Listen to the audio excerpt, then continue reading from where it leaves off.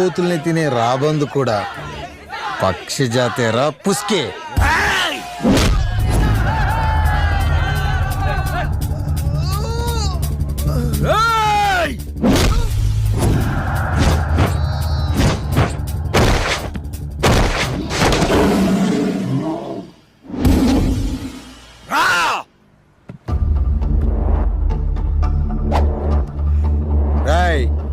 నీలాంటి వాళ్ళ మెడపట్టి నీ చేతుల్ని మెలిపెట్టి నీ కండల్ని నలిపెట్టి నిన్ను భూమి మీద పడగొట్టి నీ గుండెల మీద దూకినప్పుడు కదరా నేను పిట్టొప్పిడిగా తెలిసేది.